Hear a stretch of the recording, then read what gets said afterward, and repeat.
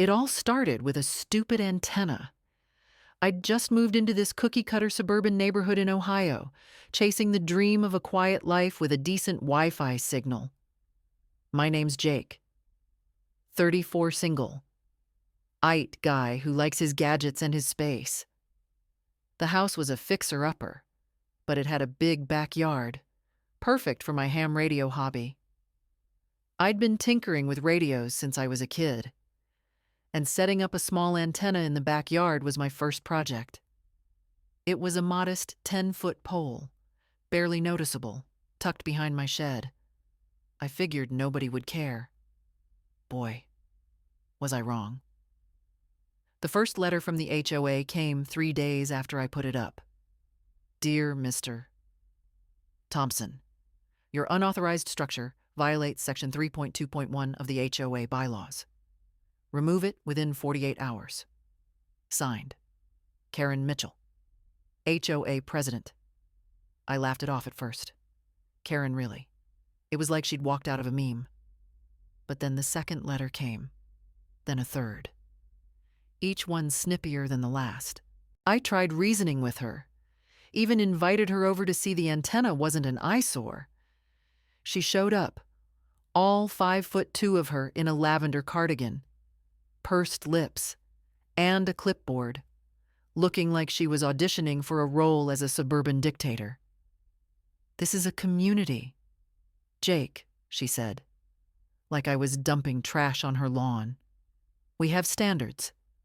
I offered to paint the pole to blend in. She scoffed. It's not about paint. It's about rules.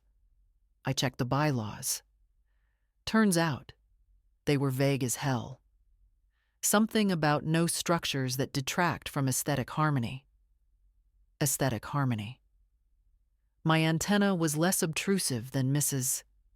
Larson's flamingo lawn ornaments across the street, but apparently, those were charming. I started asking around. Neighbors shrugged, said Karen ran the HOA like her personal fiefdom. She'd once fined a guy $200 for leaving his garage door open too long.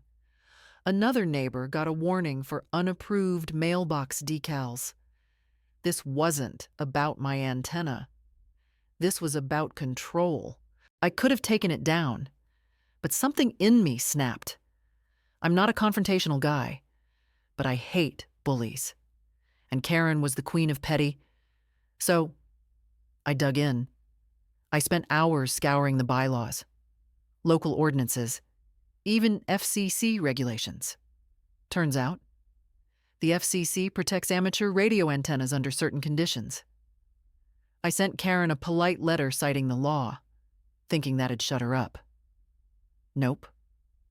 She doubled down, claiming my antenna was a safety hazard and slapped me with a $50 fine. Then she started showing up at my house, snapping photos of my backyard like some wannabe private eye. My neighbor, Tom, a chill retired mechanic, warned me over a beer. She's got it out for you. Man, watch your back. That's when I got creative. If Karen wanted a war, I'd give her one my way. I wasn't just going to take down the antenna.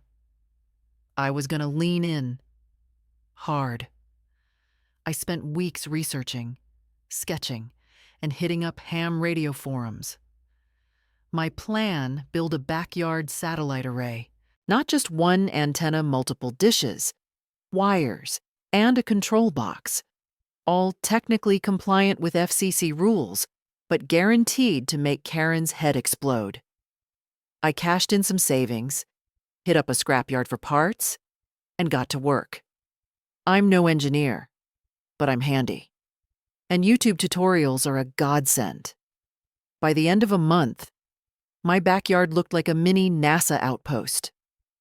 3 6-foot dishes, a 15-foot mast, and a blinking control box, all wired up to my radio setup. I even spray-painted a sign on a piece of plywood, HOA can kiss my signal childish. Sure. Satisfying. Hell yeah. The day I flipped the switch, I knew trouble was coming. Karen showed up that evening, her face redder than the paint on my sign. She had 2 neighbors with her, Mrs. Larson, clutching her pearls, and some guy I didn't know, probably her backup. "This is outrageous," she shrieked, waving her rule book. "You're turning this neighborhood into a junkyard." I leaned against my porch railing, sipping a beer, and smiled. "It's all legal, Karen. FCC says so." "Want to see the paperwork?" she sputtered, unable to form a sentence.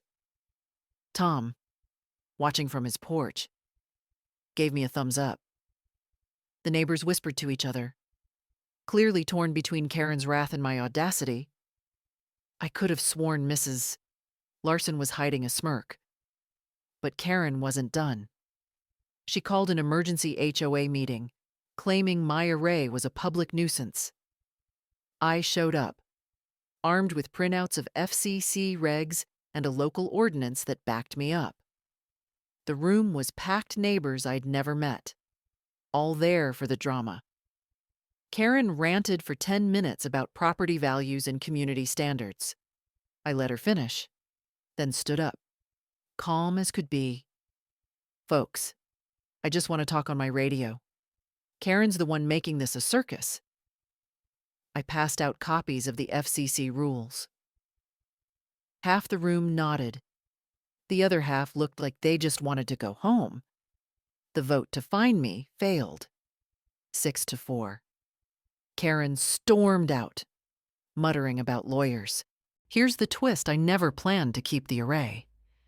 It was a stunt, a middle finger to Karen's power trip.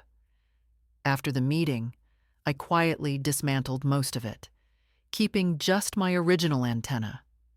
But the sign that stayed up for a week, just to rub it in. Karen's reign of terror took a hit.